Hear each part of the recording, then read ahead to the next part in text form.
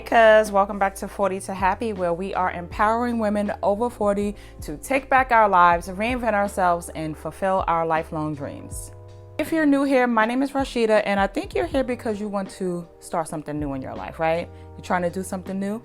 Today we are talking about entering healthcare after the age of 40. Really, I think that starts around like 35 years old, but if you're younger than that, that's fine. You're welcome to watch this video. I'm pretty sure it can help you, but we're delving into being over the age of 40 and entering healthcare. This might be a new field for you, a new venture, and you're not used to healthcare, but you know that you want to make a difference in somebody's life and you know that you want to help people. Why healthcare? Healthcare is not just a job, okay? It's a calling. You have to know that you want to help people and you have a special place in your heart for making people feel better, okay? People who want to be in the entertainment business, they know that's what they want to do. They don't want to help people. They want to entertain people. People who want to be lawyers and teachers, they want to teach people. They want to educate. They're not into taking care of people. Healthcare is a special realm, I feel like, and you have to have the right heart and the right mindset to want to go into it. Healthcare, in my opinion, is the most stable form of work you could do. Healthcare is never going to go out of style. Nurses are needed, CNAs are needed, whether you want to be a medical assistant, a radiology technologist, a surgical tech, it doesn't matter. Healthcare is where it's at. And ultimately, the reason for this video is that there's no age cap to that. And like I just said, there are so many fields of healthcare that you can go in. It's not just about nursing. You don't have to be a nurse. You can do many other things. And speaking of nursing, this is my first job as a nurse. I was hired into the operating room. It's where I've always wanted to work, and I'm so happy to be there. I love what I do. And I knew ahead of time going in that I wasn't going to be able to wear a lot of jewelry, but I still want to look cute and ladylike. And with Ana Luisa Jewelry, I'm doing just that. So thank you to Ana Luisa, who is sponsoring today's video. I chose this beautiful heart drop earrings and this beautiful kind of shimmery necklace that is very minimalistic. It's right up my alley. It's not too much, but it's also eye-catching. Kind of unfortunate that I can't wear bracelets and rings the way I want to, but the earrings and the necklace is perfect for me. Very minimalistic. It's just enough to still look pretty. You could take a shower in the jewelry, you could sleep in the jewelry, you can work in the jewelry and have no issues. Cause the holidays are coming. Get yourself some pretty jewelry, get your best friend some jewelry, your mom, your sister, whoever you love in your life and they love jewelry, check out the website. The link is in the description and you can get up to 30% off with my code Rashida. As a woman over 40, I'm pretty sure that you have some type of life experience to go along with your new career in healthcare. I'm talking about empathy, I'm talking about patience, I'm talking about life skills. These are some of the qualities that make us an ideal candidate to be placed in healthcare. Now, let's talk about the elephant in the room, okay? Big old 40, our age. Are we up for the job? Are we cut out for this? You probably have concerns. You probably have fears. Am I too old to be doing this? What am I doing? Why would I even think about joining healthcare at this stage in my life? But I'm going to tell you from firsthand experience, it's the best thing that I've ever done. Like I said, I work in the operating room and I am doing physical labor. Like I am moving patients, pulling in stretchers, pulling out stretchers. I'm standing on my feet all day. My feet hurt, my legs hurt. But the good part of that is that I'm losing weight, okay? I am walking up and down. Sometimes I'm running. I'm never really sitting down. I had a sit down job before I started this job and I am burning calories. I got my watch on while I'm at work and I'm pretty much moving. I'm moving all day. I have lost literally 11 pounds since I started this job, even though I was doing other things, including that. But I do contribute a lot of my weight loss to not sitting down in one place anymore. I say that to say I'm getting exercise, I'm moving, I'm getting my blood, moving throughout my body. And it kind of makes me feel like I'm getting in shape for the job. You know what I mean? Am I too old to start over? Do I need to go back to school? I don't know if I can sit in a classroom for hours again. I think I'm too old for that. You're definitely not too old to start from scratch. I see people in my hospital that I know for sure worked somewhere else that wasn't related to healthcare, and I see them in my hospital. I'm like, what are you doing here? Like, girl, yeah, I work here now. I'm a CNA. I'm a nurse. I went back to school. I'm just like, okay. Okay, girl, I see you. Many people switch careers in their 40s and 50s. This is no lie. I tell you no lies. There is a 65-year-old nursing student on my friend's floor. 65. She is almost 70 years old and she is a nursing student. Baby, who is going to check her? Nobody. Who's going to tell her that she can't be a nurse? Nobody. She did the work. She put in her time. She did her prerequisites. She applied to the program. She got accepted and she is here. So I say that to say you're not going to be alone in this journey, because other people that are going to be your age, that are going to be new to the field, and you'll have somebody to talk to, somebody to connect with. Now let's talk about some of the career paths that are perfect for women over 40. Nursing. Whether that's a registered nurse or an LPN, nursing is an amazing option if you love hands-on care.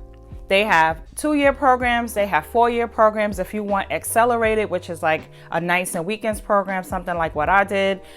These classes are fast-paced and the courses go pretty quickly. If you have a degree, say like IT or sociology or something like that, you can probably take an even faster route into nursing. Medical assistant. Medical assistant is a career if you want to like get your foot into healthcare. I used to do that. I was a medical assistant for like 5 or 6 years before I went into phlebotomy, which we'll talk about. But being a medical assistant, you can learn how to do clinical skills and administrative skills at the same time.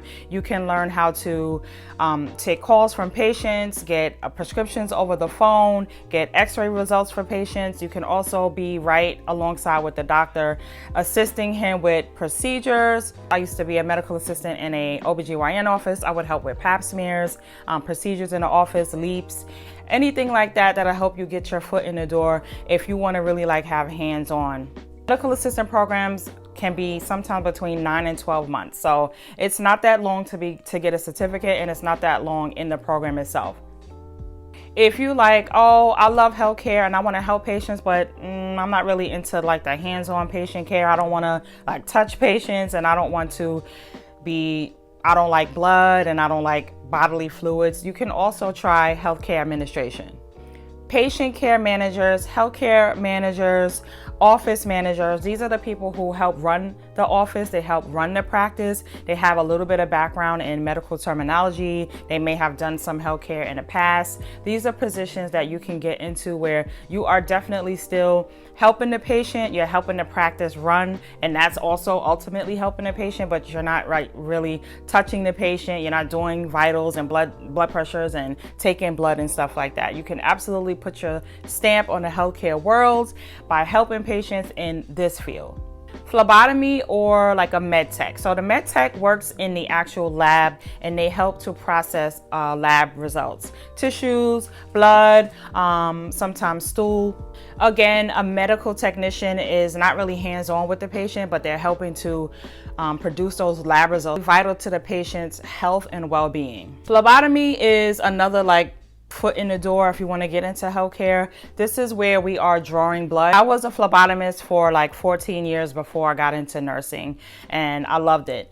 Pretty much a phlebotomist is the person who is drawing your blood. I'm pretty sure you had your blood drawn. Not all the time that is a nurse that's drawing your blood. They are phlebotomists, and they are trained to draw your blood. Like I said, I was a phlebotomist for a really long time, and I really got good at it, and I can probably draw blood with my eyes closed. Like, that's how good I am. I'm just saying.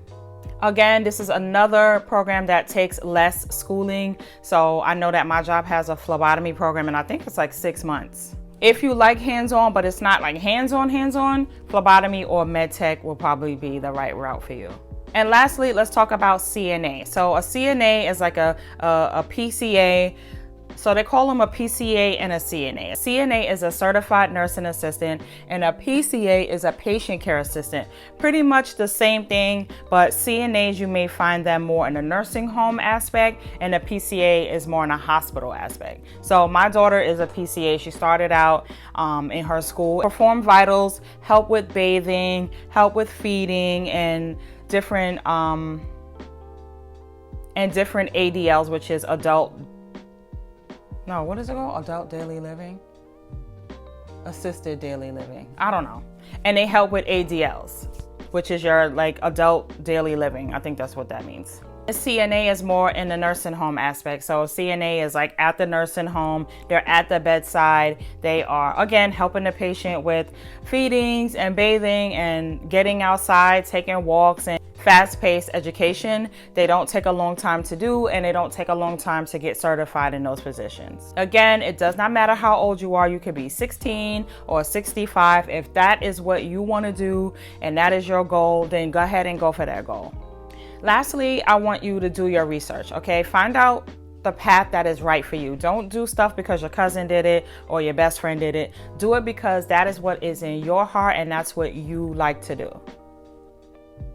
Choose the right program, as in what program you want to take, how long is it going to stop you from working, is it going to interfere with your home, family life, and responsibilities that you have. Just do your research and choose the right program. Financial aid and scholarships. You can find a wealth of scholarships online. If you have a job that offers tuition reimbursement, take full advantage. I got a scholarship. The first time I went to nursing school, I got a scholarship for like moms and women who are returning to school. And that's a great option. They do have scholarships for men and women who are parents who are returning back to the workforce. Don't let the naysayers stop you. Don't let negative talk from yourself stop you. Don't let negative talk from anybody that's, doing all of this in your ears. Don't let any of that stop you because this is your life. This road is not going to be easy, let me tell you, but the reward is worth it. If you found this video helpful, don't forget to subscribe, give me a like, share this video with somebody that you know it can help, and I will catch you in the next one. Bye.